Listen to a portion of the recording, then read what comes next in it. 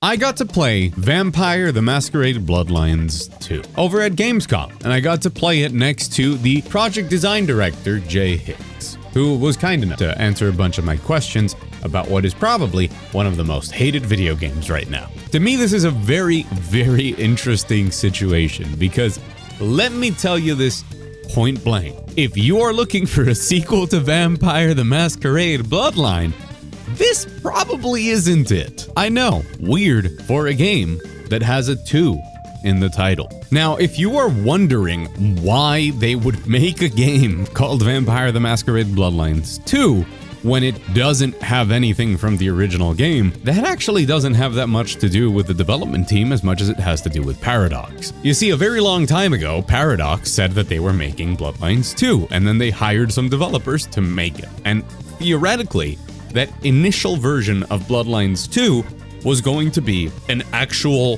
RPG sequel to the original. Unfortunately, for probably many reasons regarding mismanagement, that couldn't come to fruition, and Paradox fired the entire dev team. And then they had all of these people with pre-orders for the sequel to a cult classic RPG, desperate to get the game that they had paid for. And instead of canceling the project or renaming it, Paradox said, well, we're gonna fulfill those pre-orders. So they brought in a new developer, in this case the Chinese room, to make a Bloodlines 2. Not the original version that they had intended, not an RPG anymore from what I've played, but that doesn't mean that what they have tried to salvage from this mess is a bad game. It just means that it's terribly deceptive marketing and scummy use of pre-orders from a publisher that doesn't actually care that much. They just want to make bank off of the name, and that's what's really sad about this, because I think that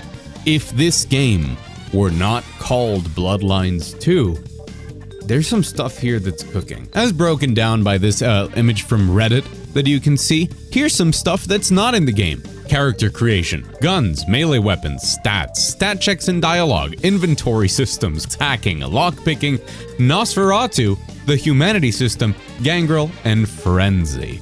And not only that, but they announced that 2 of the clans, basically think of it kind of like one of the classes that you could play in the game, 2 of those were locked behind a $22 day 1 DLC, which for now it seems that Paradox, after trying to defend their decision, have gone back on without yet announcing what they're going to do. But judging from Paradox's history with some of their other games, I wouldn't be surprised if they tried to outright back out of this, despite there being people who pre-ordered the deluxe edition of the game for these 2 clans, because in the past they've tried to patch up these terrible decisions about DLC before and ended up just refunding everybody and giving it out for free like a month later. And honestly, well, if you're a fan of the channel, you know how much this makes my blood boil. It's a lot, almost like a vampire in the sun. But at the end of the day, they are at least reacting, which brief little reminder. This is why we need to make our voices heard. All of this to say that Vampire the Masquerade Bloodlines 2, for short, Bloodlines 2, not looking very hot in the eyes of the public, especially considering that it comes from an incredibly troubled development cycle, to the point that when they announced at Gamescom Opening Night Live that the game was still coming out this year, I think neither I nor anybody in the room could believe it. And still, I went and I played it, and this is a very, very different game than what people who like that first game want, but that doesn't mean it's bad. So listen, I already said it at the very start. If you're here desperate for a sequel to Bloodline 1, this isn't it. You can leave. You can leave.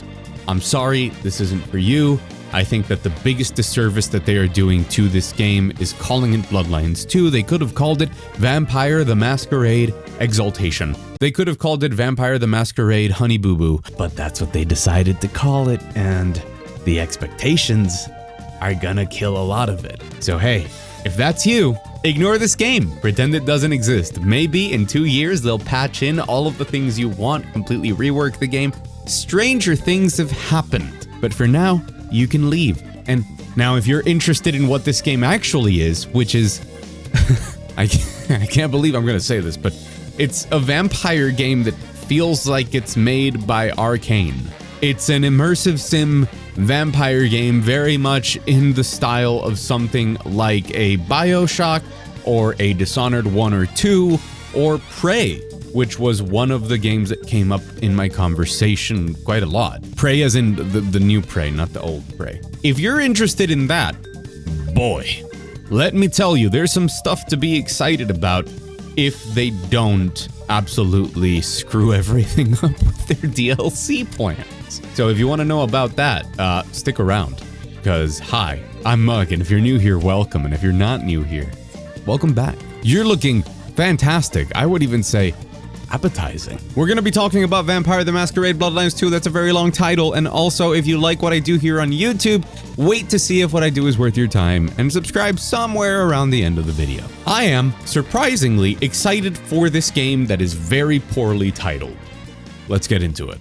So I got to play for approximately an hour, starting off with choosing my gender, if I was a male or a female vampire, and then played as Fire, which is the protagonist. There's a bit of a duality going around regarding you having a vampire in you. There's some creepy stuff happening. The point is you wake up and you're a vampire.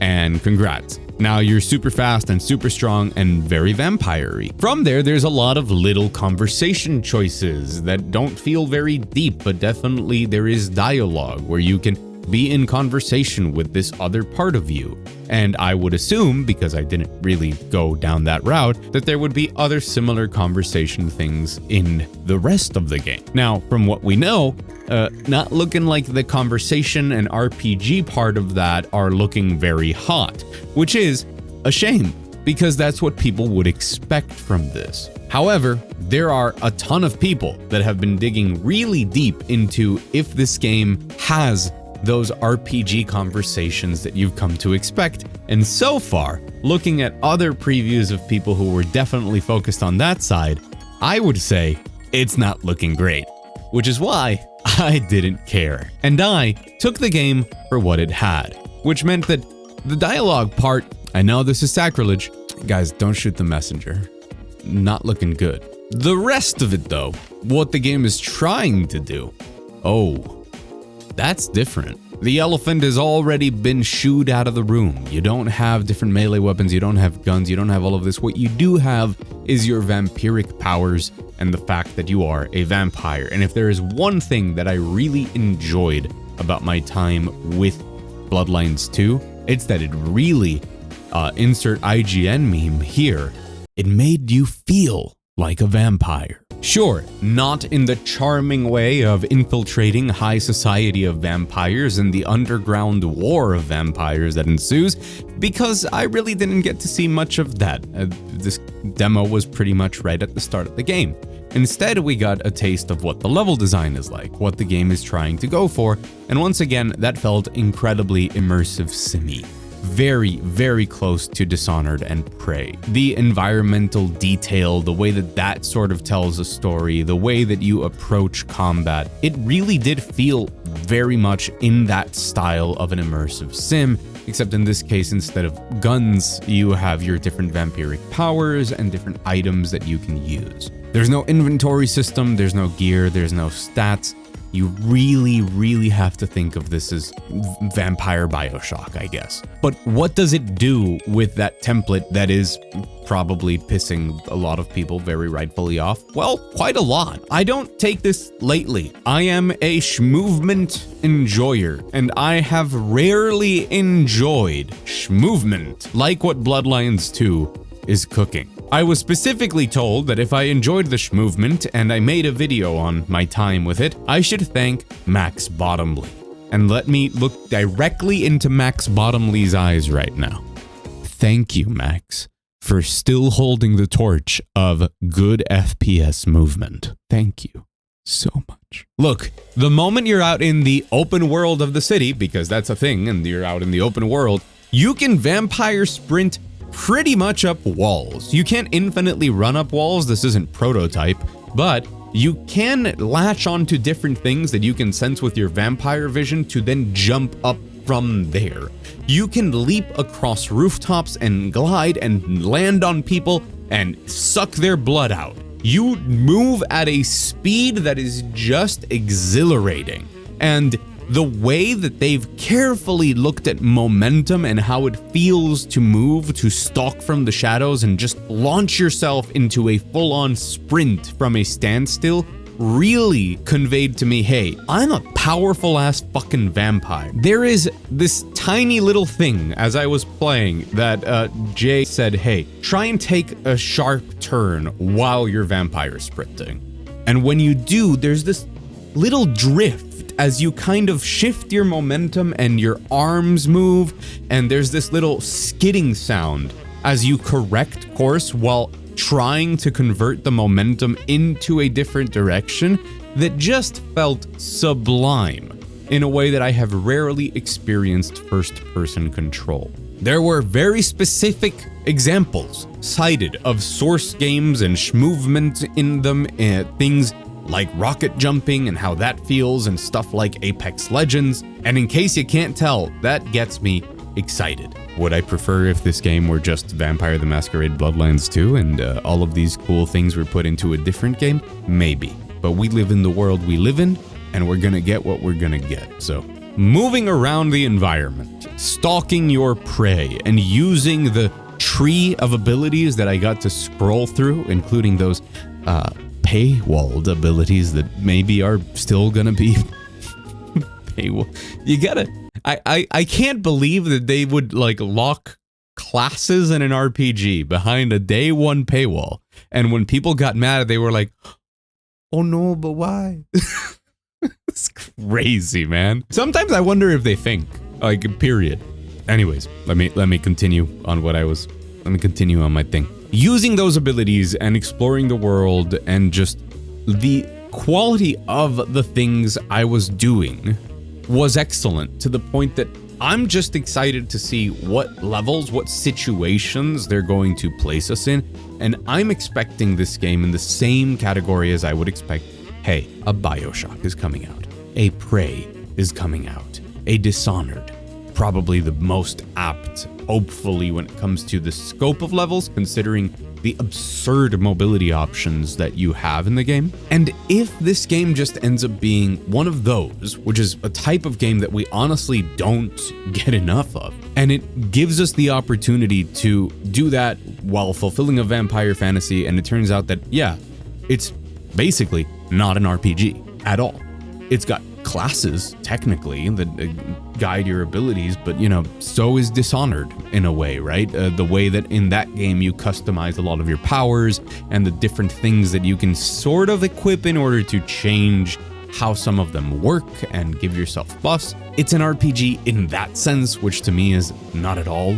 This is a first-person immersive sim, action-adventure game. Within that, though, there is a ton of stuff that they are doing. Those movement abilities that you have, just the way that you can express yourself and hunt down through these levels is incredible. A lot of what I saw of combat, and unfortunately I couldn't record my own experience, and I haven't found anybody really using the melee combat well in the footage I've been hunting down on YouTube, but I was told that Tekken is an inspiration for the combat here, and different directional inputs and the combination of dashes and dodges before light or heavy attacks actually translates to different moves, and I was roundhouse kicking people and kicking people down on their knees and stuff. And that was very fun and adds a lot of depth to a combat system that, sure, no melee weapons, no guns, because we've established that this isn't Bloodlines 2, it's something else. But what is here, I found very enjoyable and satisfying to pull off. A lot of the skills that we got to see from those trees included things like chaining different people together so that they shared damage or exploded, stuff that was more geared towards stealth, stuff that was more geared towards combat, with different skills that you might imagine fit in with, yeah, a game like Dishonored. And ultimately, all of that is being put into a game that, while cool, is not Bloodlines 2. But I'm not going to complain about what it is, even though I understand that pretty much everybody that loves that first game is going to complain. I don't think it's right that this game is called Bloodlines 2. I really think that is the worst part about it, because people that love Bloodlines 1 want something different, and it's only called Bloodlines 2 to capitalize on the pedigree, the legacy of that first game without channeling really anything from it, at least from what I've seen so far, and my expectations for it doing that are incredibly low. But that doesn't mean that what I saw was bad, it's just not Bloodlines 2. And my current take on it is that if you are the type of person who you think is capable of letting go of that, or you just don't care about Bloodlines 1, you've never played it, but you're into this world and its fiction and some of the weirder stuff they've done with Vampire the Masquerade recently, like that Battle Royale. Does anybody remember that? Why did they do that? But actually, it was kind of fun. Anyways, if you're willing to let go of that and just say, hey, this is what it is, and it is called Vampire the Masquerade Exaltation, I think there's something here that's very different to what we normally get from games these days. There is a willingness to do something weird, off the wall, and with a very high level of quality and care put into the aspects of the game that they've put in the game. Sure, people are going to want this to have put the care into the things they wanted. It's just like incredibly unfortunate that this is the path that this game has taken to end up where it is, and I can't help but say, guys, I love me some Dishonored. I absolutely adore Prey, and I really, really like movement in games. So I am really curious to see what Vampire the Masquerade Bloodlines 2 is, and I'm very much willing to set aside my love and reverence for the classic RPG that it comes from in order to see what they did. Will it be good? I don't know. Will it piss off a lot of people? Yeah. But is there a chance that what it is good and somehow in 10 years remembered as like a very cool game that tried something different and succeeded? That's kind of the feeling I'm at, because time does heal all wounds, especially if you're a vampire, but that's a different conversation. I just feel very sad, and not necessarily for the developers or whatever the troubled history there is and having laid off half the team at some point and all of that, but because I kind of dig what this game is. I'm sure that the original version of Bloodlines 2 was meant to be more of the RPG that people wanted, and when it had to be redeveloped and Paradox had to fulfill the promise of a Bloodlines 2 but couldn't, this game is just caught in the crossfire with the Chinese room specifically just trying to do something from the mess Paradox created. I'm just very hopeful that what they did is good. In any case, that was my experience with Bloodlines 2. It felt great to play. It's not Bloodlines 2, but it is what it is.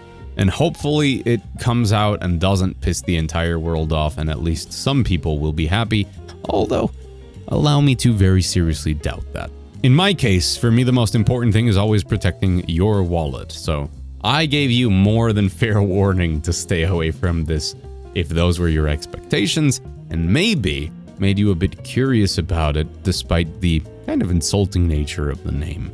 And if I did garner some interest or save you some time, money, and gave you some good information, remember that the subscribe button is right there, and you get a ton more of gaming news, reviews, previews, retrospectives, and essays on the industry, all for free. A very extra special thanks to the members up on the wall, the people who directly support everything I do, be that as members here on YouTube or as patrons over at Patreon. I appreciate them and anyone watching every single day. Thank you. I've been Mug.